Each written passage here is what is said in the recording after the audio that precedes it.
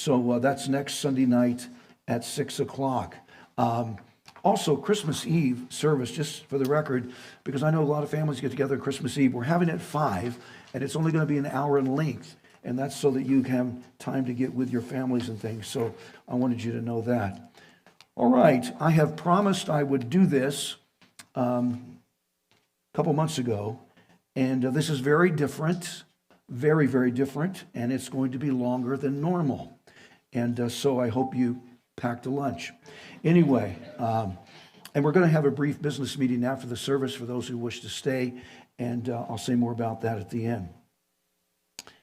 We're all aware of the horrific acts that Hamas committed on October 7th.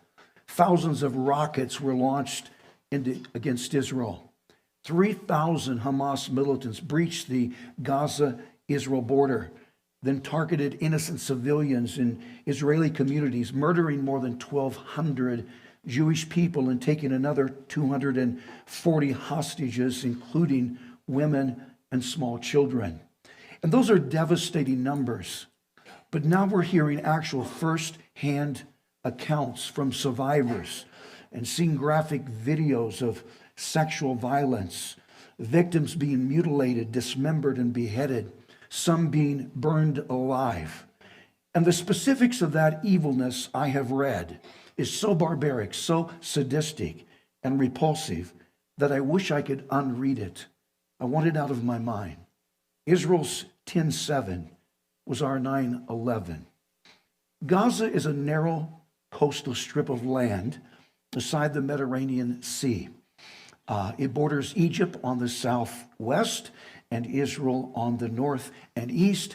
It is just 25 miles in length, at the widest, 7.5 miles, and consists of just 141 square miles. It's an extremely small area. On the map, it's that tiny, tiny sliver of red right on the Mediterranean Sea. Very small.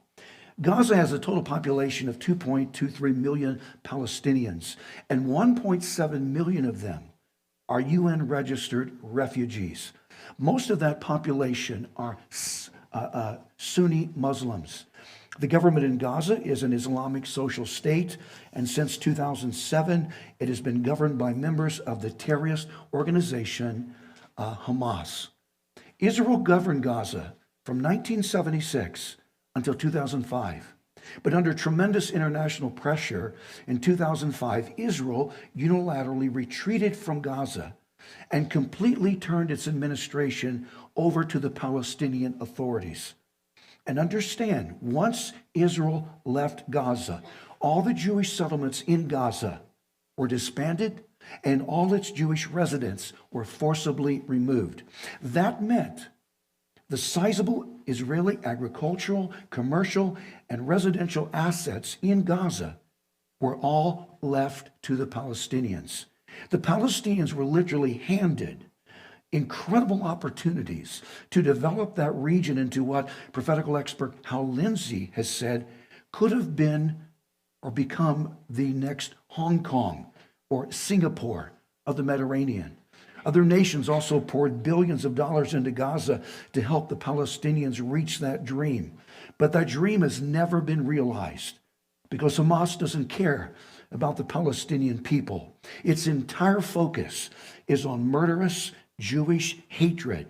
Its focus is on removing Israel as a nation and, in its absence, establishing a Palestinian state. As an example of the unconcern Hamas has for its own people, before this recent war, the unemployment rate in Gaza was the highest on record. Our current unemployment rate at this moment is 3.7%. Not bad. Gaza's unemployment rate before this war was 46.6%. It is Hamas that is oppressing the Palestinian people, not Israel. The conditions in Gaza were desperate because Hamas stole and then misappropriated those assets left to them from Israel. Hamas has also misused those additional foreign funds to purchase weapons, construct underground tunnels, and to fund its terrorist activities. Hamas has stolen most of the economic development monies and stolen most of the humanitarian aid that has been designated for the Palestinian people and has used those monies to fund terrorism. And remember, the Hamas Charter specifically calls for the complete obliteration of Israel as a political state. After October 7th, the Israeli authorities felt justified in launching a defensive response. But the United Nations said that Israel's response to Hamas has been disproportionate, meaning that Israel is causing more casualties than she has suffered. If there is some disproportion, and often there is in a war, if there's disproportion in casualties, that's on Hamas, not Israeli defensive forces. Because in Gaza, Hamas terrorists hide in school classrooms and hospital basements, store weapons in Islamic mosques, and use university laboratories for bomb-making factories, stage rocket launchers right beside apartment buildings, position people on tops of buildings that are intended targets. All these things are recognized United Nations war crimes. But Israeli defensive forces does all it can to limit collateral damage done to civilians. It drops millions of pieces of literature telling Palestinians to evacuate the area it intends to target. It announces its intentions on radio. It uses texting and even phone calls to Palestinians to warn them. No other nation has ever used the precautions Israel has used to limit civilian casualties. But Hamas will actually shoot Palestinians that attempt to evacuate a targeted area. Hamas wants civilians to die in order to use those casualties as a public relations piece to turn other nations against Israel. The media announces that these Hamas-caused Palestinian casualties are, quote, innocent victims of Israeli aggression, and that media misrepresentation results in mass hysteria and other nations demanding a de-escalation and an immediate unconditional ceasefire. That's the reason we shouldn't believe the numbers of casualty Hamas reports. Remember, those civilian casualty numbers come from the Gaza Ministry of Health, an organization that Hamas controls. Hamas has a long-standing documented record of lies and fabrication, and there is no independent verification of those casualty numbers. Other reputable sources argue that the actual number of Palestinian casualties is much, much less than has been reported. Hamas will lie and sometimes list its own militant casualties as civilian casualties. Now, let me mention some background so we can better understand this subject.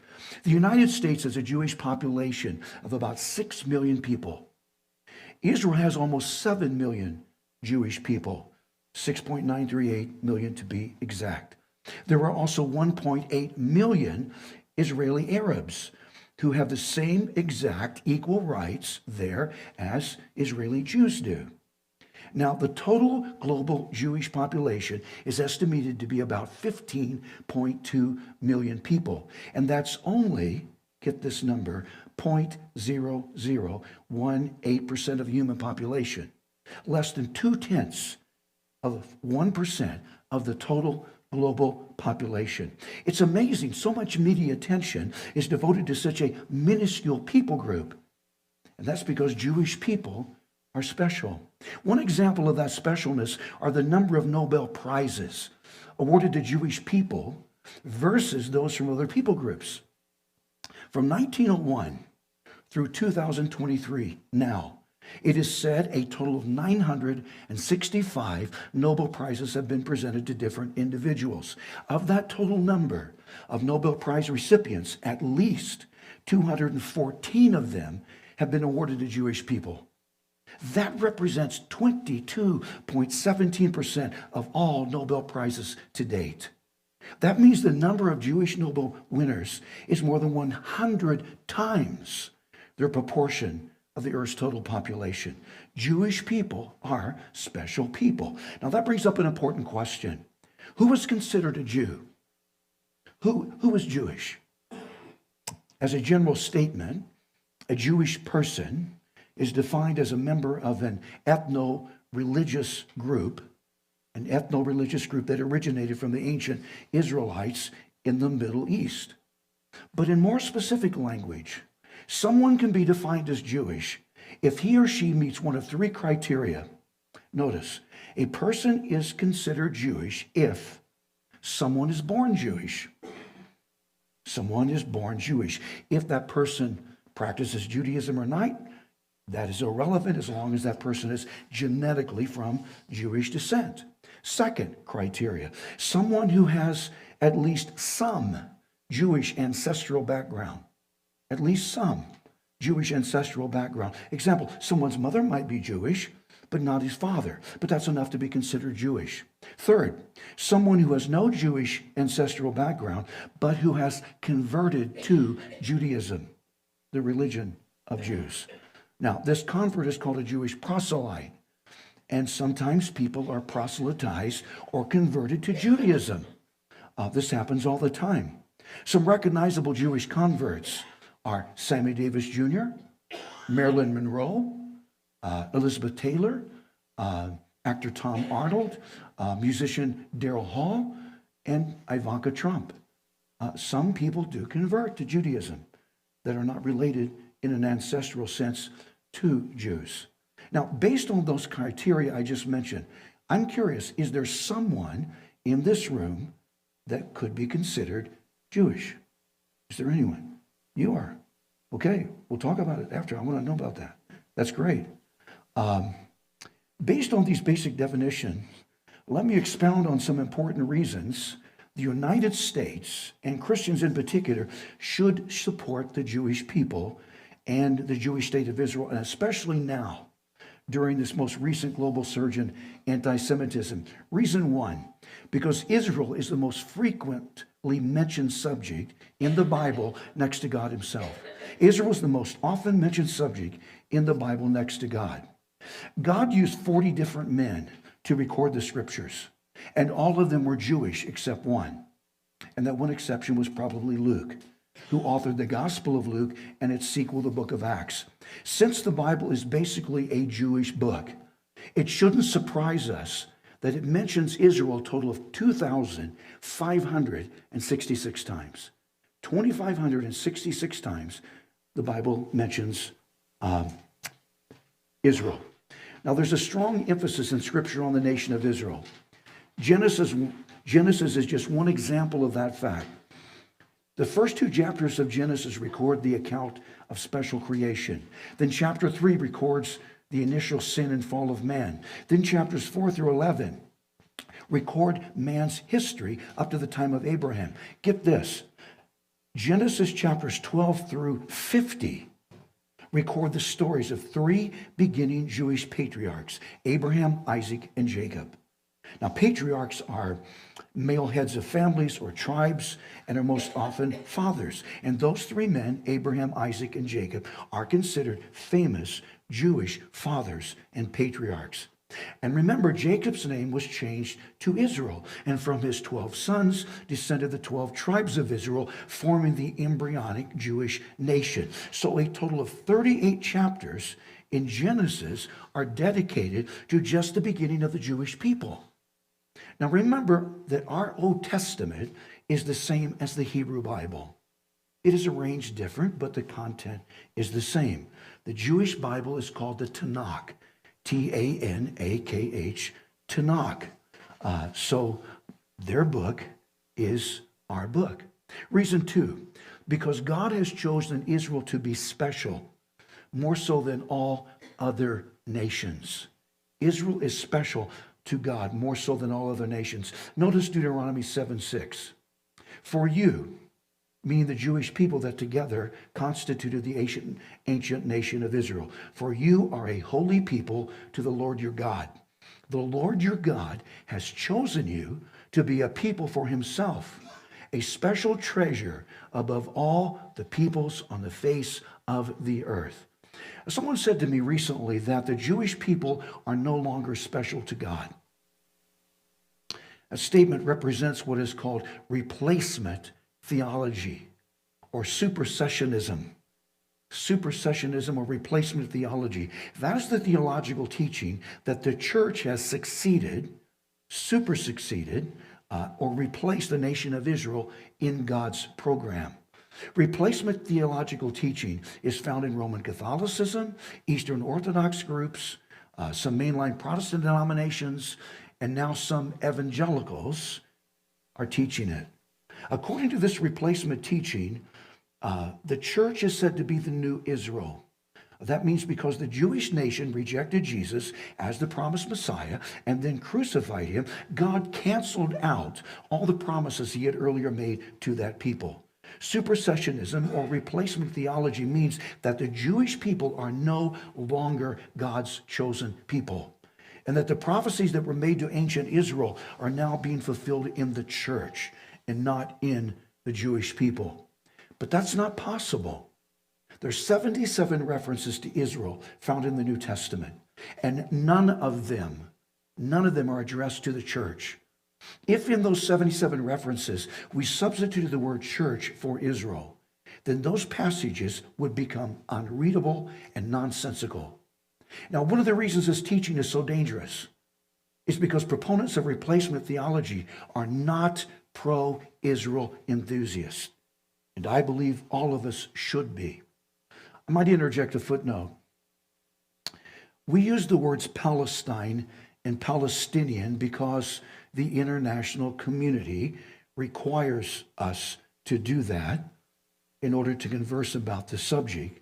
But in a technical sense, those words, Palestine and Palestinian, are confusing. Confusing because there is no Palestinian state and never has been. Now, in 2012, the United Nations accepted Palestine as an observer state. 139 nations out of 193 nations in the UN said it is an observer state. Full membership status as a state, though, it has not been given.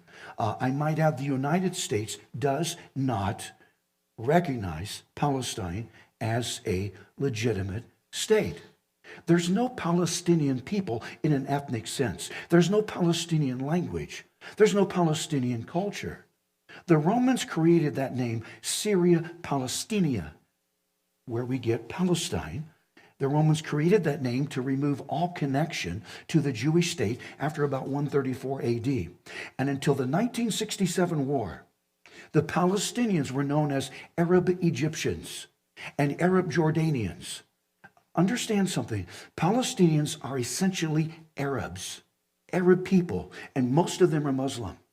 The total, quote, Palestinian population worldwide is about 11 million people.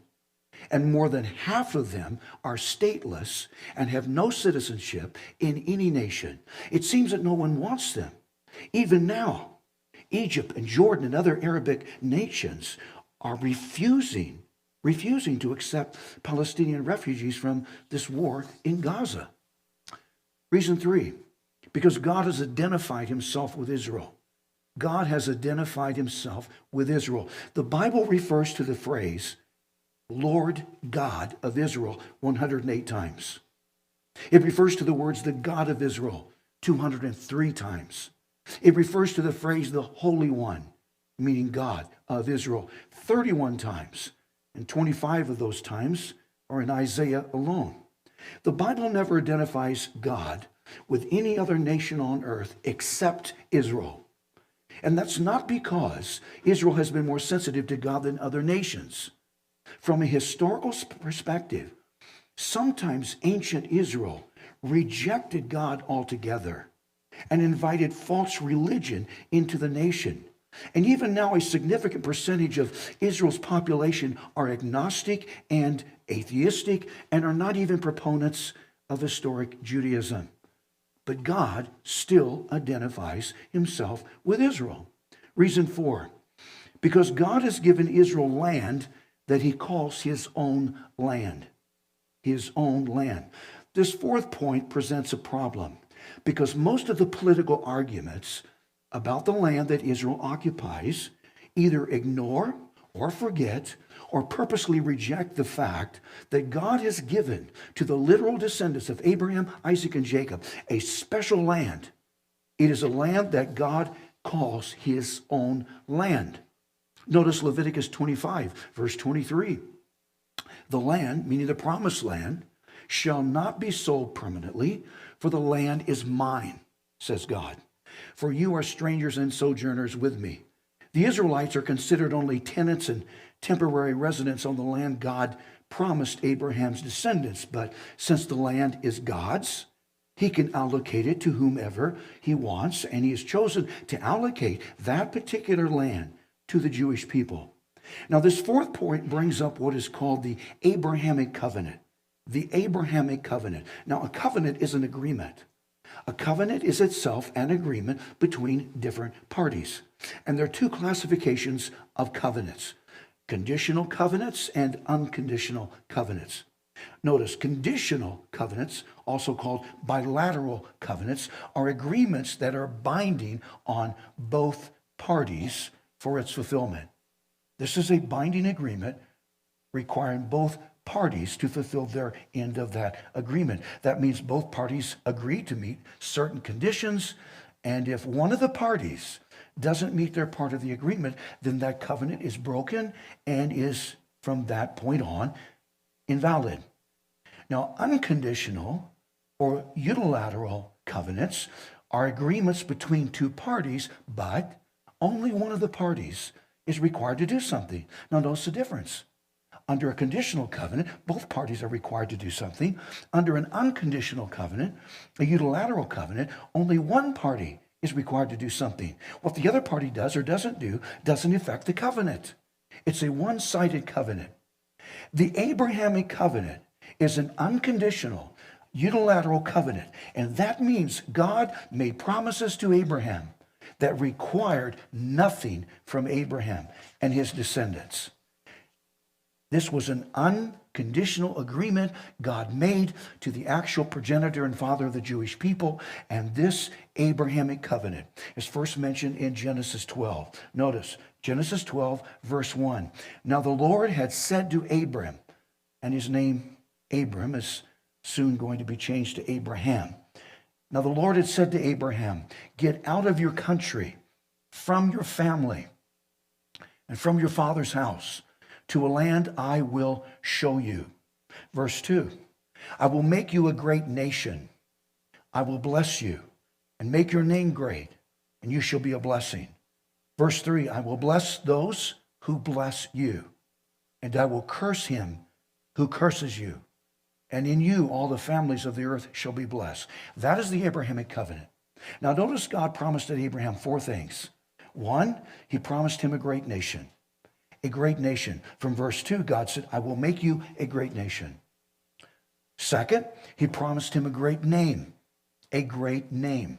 From the middle part of verse 2, God said, and make your name great. Number 3, he promised him a great blessing. A great blessing. From verse 2 and verse 3, God said, and you shall be a blessing, and in you all the families of the earth shall be blessed. And fourth, God promised him a great land. From verse 1, God said to Abraham, get up and go to a land that I will show you. Get up and go to a land that I will show you. Now that land was promised to Abraham and his descendants, and that's the reason that land is called the promised land. That same promise is repeated in Genesis 13, verses 14 through 18. It is important to notice the specific dimensions of that land God promised the Jewish people.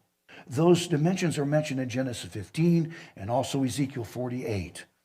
Now, the land we understand to be Gaza, this small strip of land on the Mediterranean Sea coast, that land was a small, minuscule part of the original land God promised to Abraham and his descendants.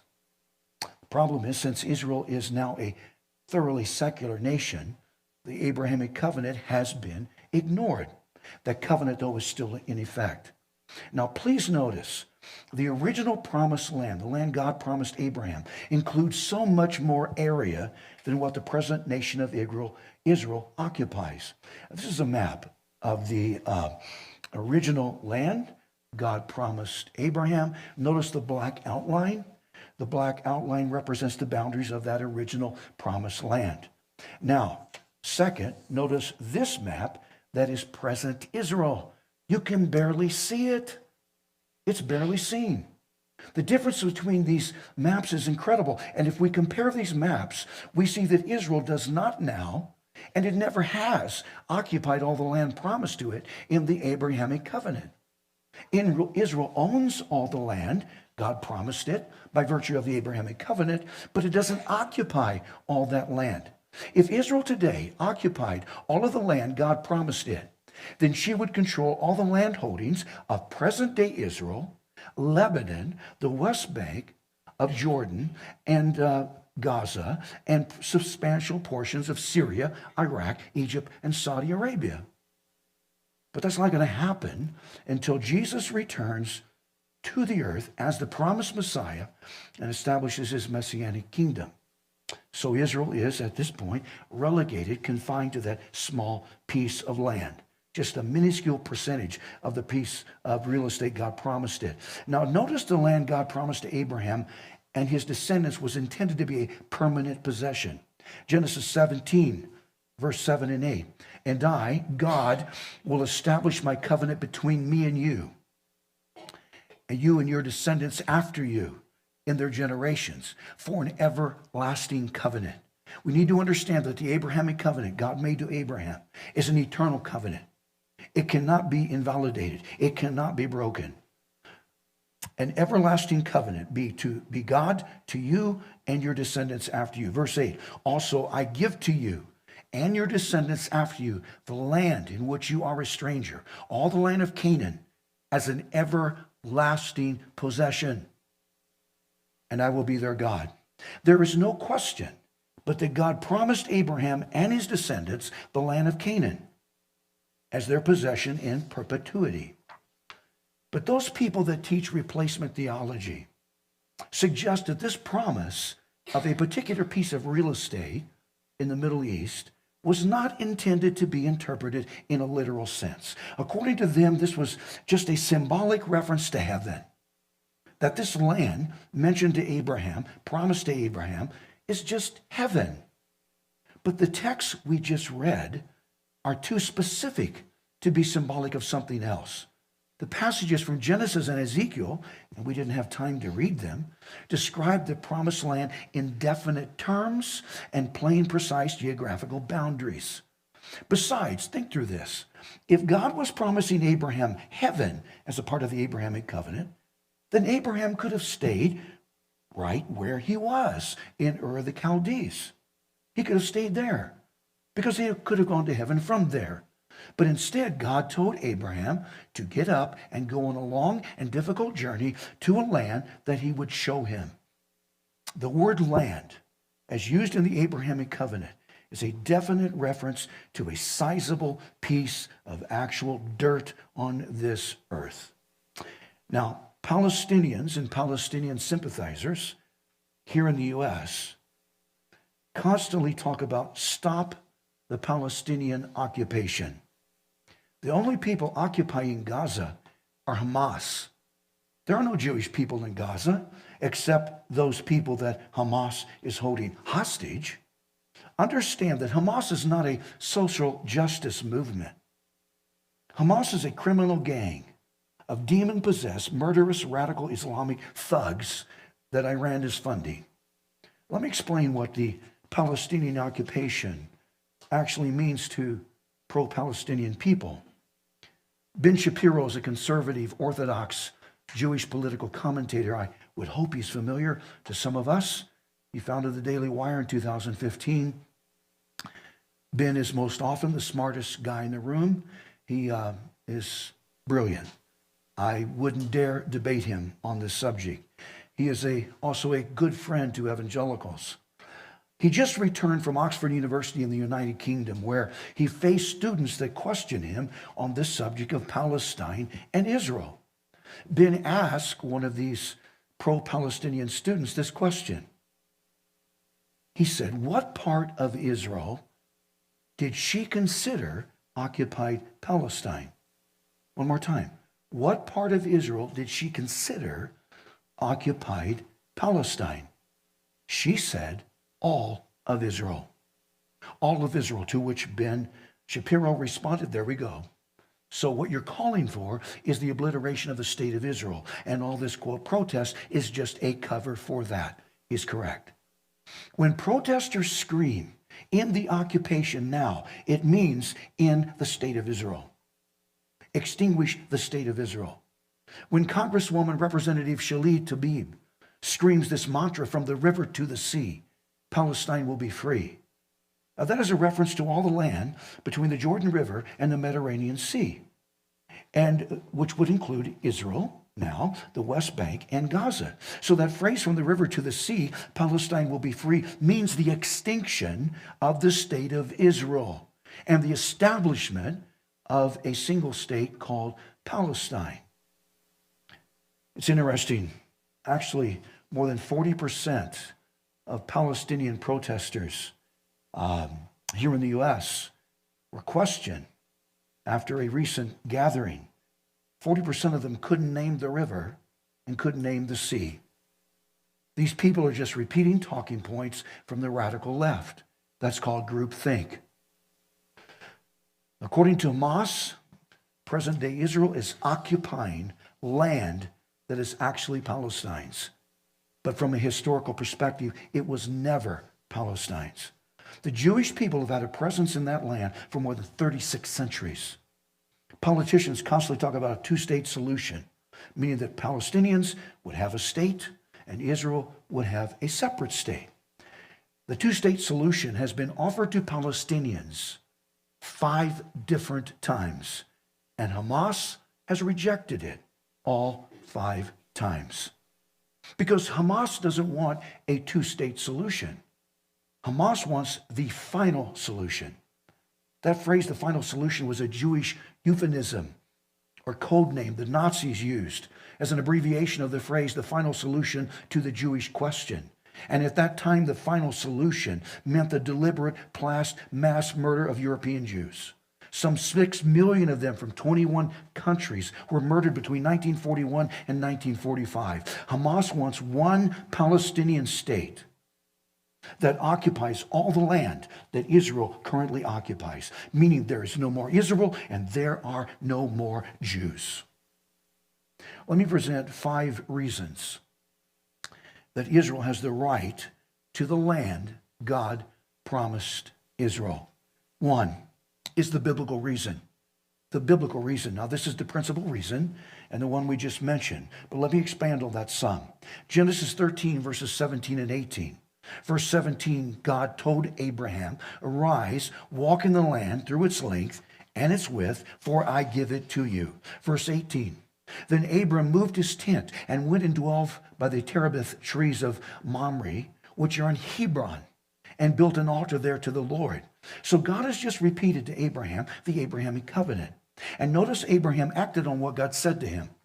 And he moved to the plain of Mamre in Hebron. Hebron is located in what we now know to be the West Bank. And that was considered to be a part of the land God promised Abraham and his descendants. So people, at its core, this is not a political issue as much as it is a biblical issue. Do we believe the biblical record or not? Obviously, the secular society doesn't. Secular Jews aren't even aware of all of this. Reason 2, the archaeological reason.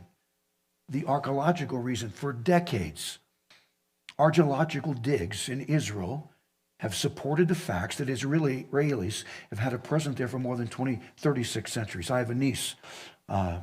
She has a master's degree in antiquity and Middle East studies, and she has spent a number of summers in Israel digging, archaeological digs, digging up artifacts that are Jewish.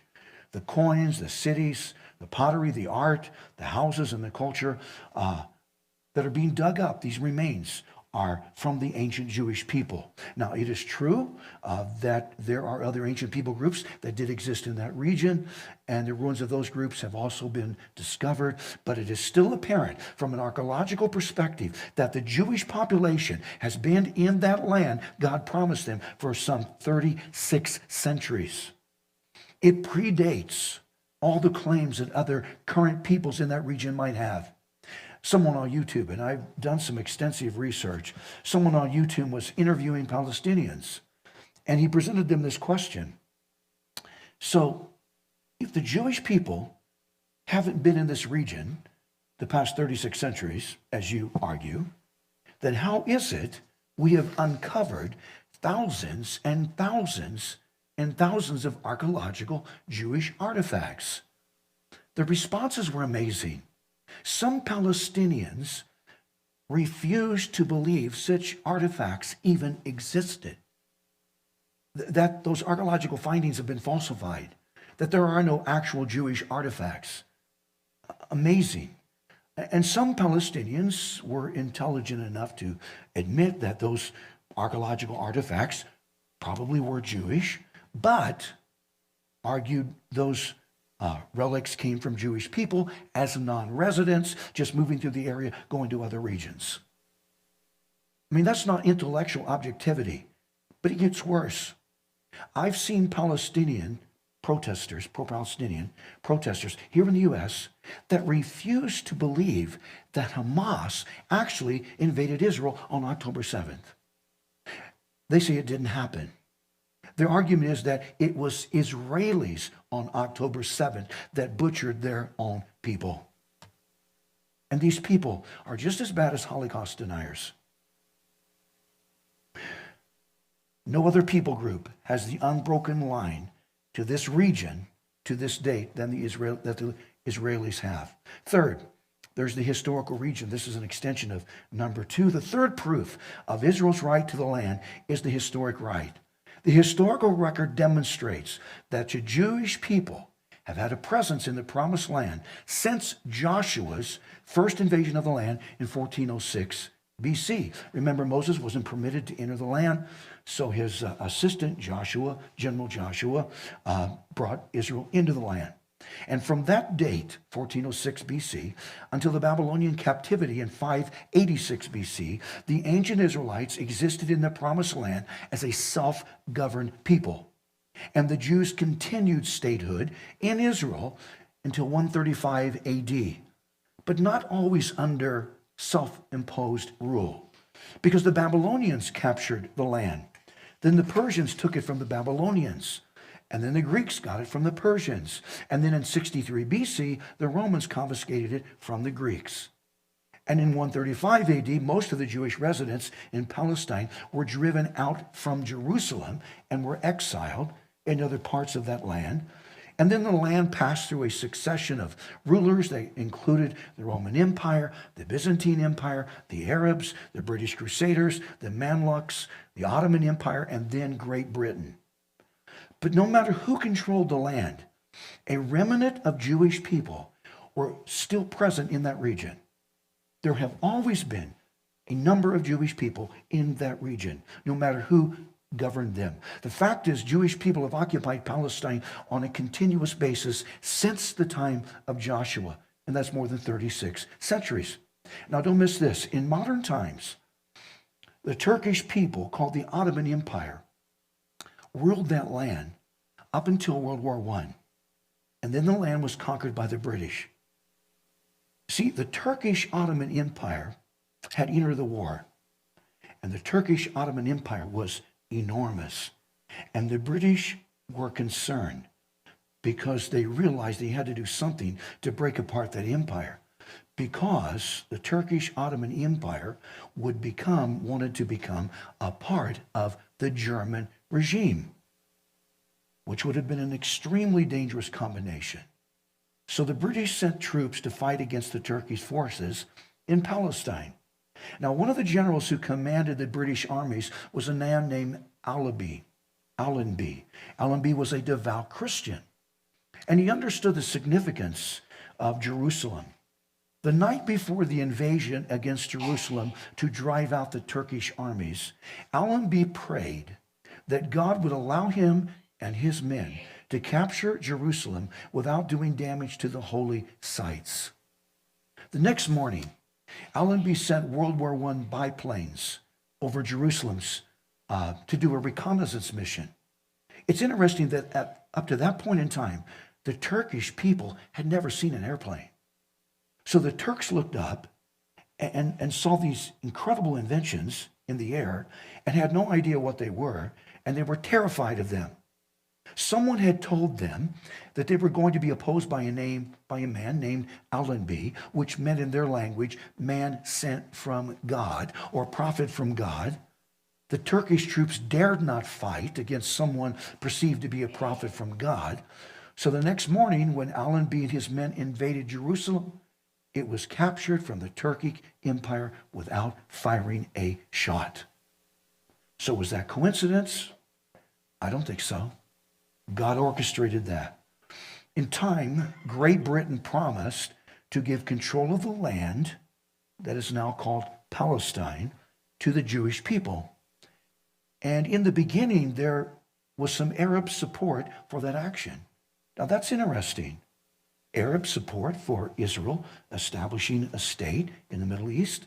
Now the reason there was some Arabic encouragement to do that was because at that time there was not a significant Arab population in Palestine. And the reason is because the land was not in a condition to be able to sustain a large population. It was not developed enough to handle large numbers of people, and no one wanted the land. It was considered to be basically worthless, and most people are not aware of this. Mark Twain took a tour of Palestine in 1867, and this is how he described that land we now call Israel. He said, "It is a desolate country whose soil is rich enough, but is given over wholly to weeds, a silent, mournful expanse. We never saw a human being on the whole route. There was hardly a tree or a shrub anywhere. Even the olive and the cactus, those fast friends of a worthless soil, had almost deserted the country." So this is what Mark Twain found as he toured Palestine, where Israel is now. So where was this great Palestinian nation? Where were these Palestinian people? The nation wasn't there because it did not exist. The so-called Palestinians weren't there. Palestine was a region under the domain of the Turkish Ottoman Empire. But at that time, there was no sizable mass of people there because the land could not support them. Earlier on, the French author Voltaire described Palestine as, quote, a hopeless, dreary place. Listen to this report from the Palestinian Royal Commission created by the British government. It quotes an account of the conditions on the coastal plain along the Mediterranean Sea. In 1913, the commission said the road leading from Gaza to the north was only a summer track, suitable for transport by camels or carts. No orange groves, orchards, or vineyards were to be seen until one reached the Yavdu village.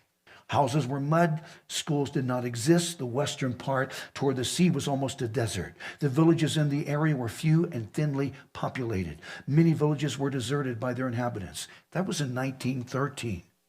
In short, under Ottoman control, the land suffered from gross neglect and had a small population, and that is a historical fact. But things changed after the Jewish people migrated back to the land and reclaimed it.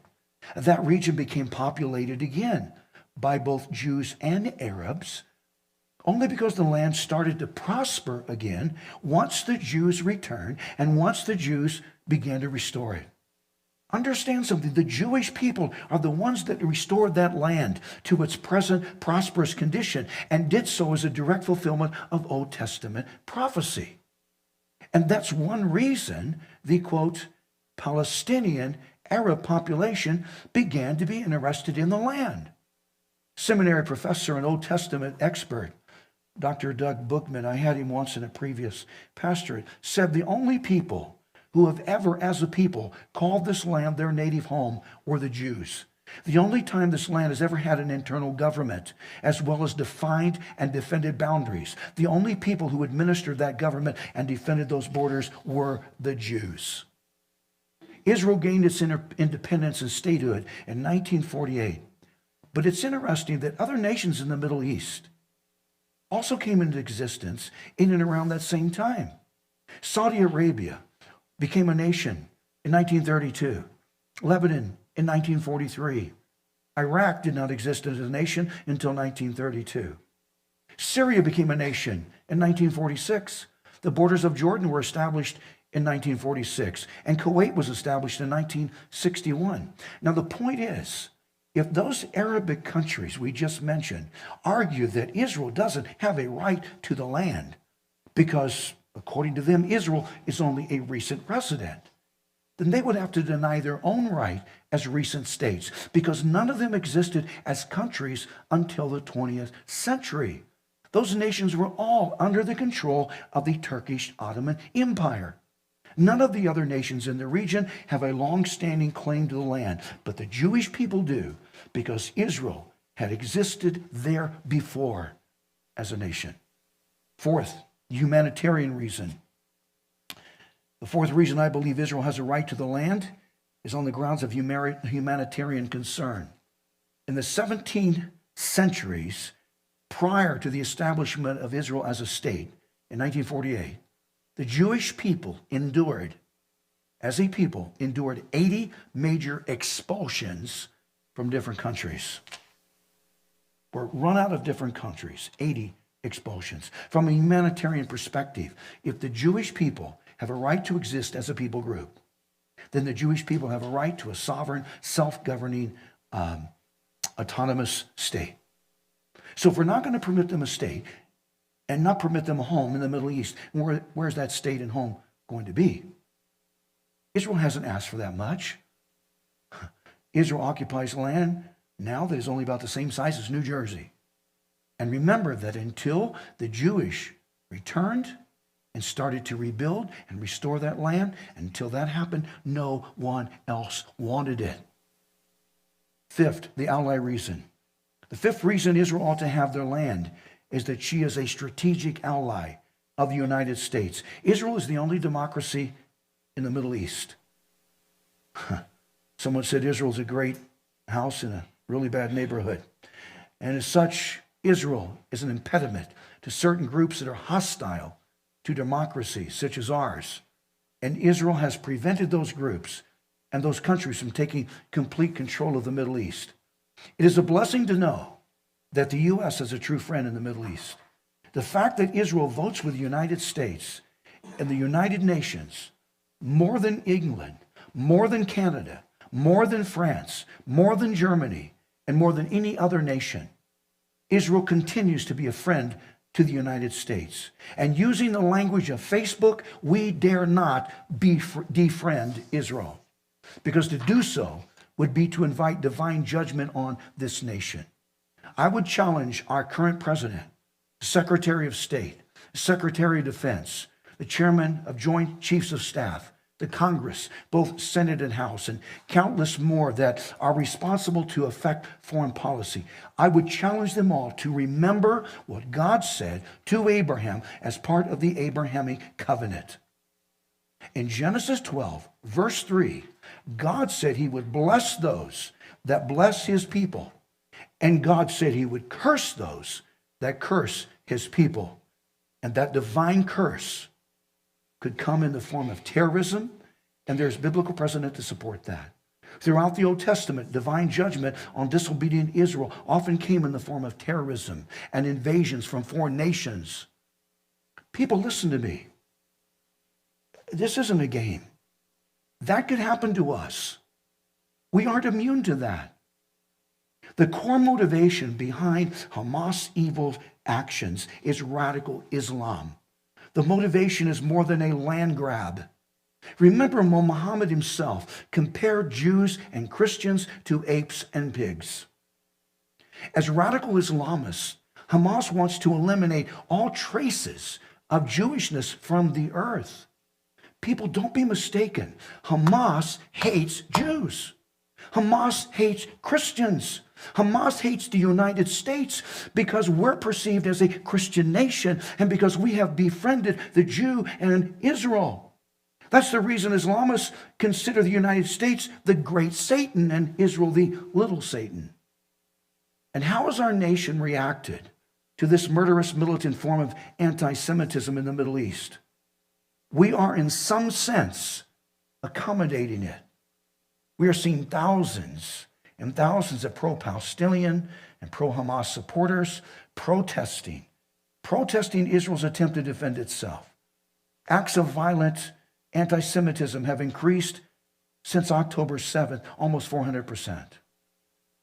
This past Tuesday in Washington, D.C., the female presidents of Harvard, the University of Pennsylvania, and MIT, Massachusetts Institute of Technology, testified before the House Committee on Education and the Workforce. Each of these campuses have had a large anti-Semitic protest where students were condemning Israel and screaming genocidal slogans that called for the death of Jews. Each of them.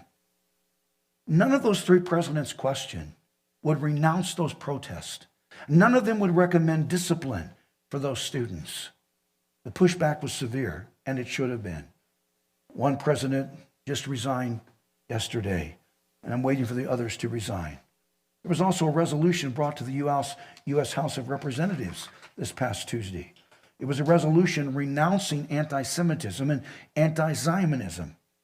It passed, but one Republican voted against it.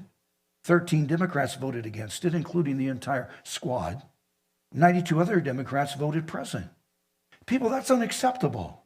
If we intend to bless the Jewish people as per the Abrahamic covenant, then that resolution should have been a unanimous yes. We condemn anti-Semitism. If we don't stand up, and if we don't speak up, and if we don't take a collective position behind Israel, then what is happening in the Middle East today, God could, in the form of a curse, per the Abrahamic covenant, permit the same thing to happen to us tomorrow. Psalm 122, verse 6 reads, "Pray for the peace of Jerusalem." And we should, especially now. Let's bow our heads. Father, the Jewish people are your chosen people. That has never changed. The covenant you made to Abraham is eternal. It's not been invalidated. It's still in effect. Help us to remember that. Even if secular Jewish people don't understand that, we do. We're evangelicals. We believe the Bible. We believe what you have said. We believe your love for Israel. And we do pray for the peace of Jerusalem and the peace of that holy land. Father, I don't know how to be more specific than that. I would pray that somehow all these hostages would be permitted to be released. I would pray that, obviously, we don't want to see any Palestinian civilian killed. Somehow I pray that would be minimized. But Hamas has made it very difficult to do that because they intentionally want death among their people so as to build a case against Israel internationally. So God, I just pray you'll step in and do something because this is a terrible thing and it could last and last and last. And we don't want to see that. The longer it lasts, more people are lost. So God, I pray for Israel. I know that someday, prophetically, they're going to be saved. That nation will receive Jesus as their Messiah. And that'll be a great day and a great moment. But until then, they need our prayers. I pray that each of us would have the courage to stand up and speak up and support Israel and not cower down and be bashful, but to speak out, no matter what might happen to us in terms of ridicule or abuse, because these are your people, that is your land, and that is your nation. And we need to honor that. And I pray that we will. And I thank you in the name of your Son, the Messiah, Yeshua. Amen. Amen.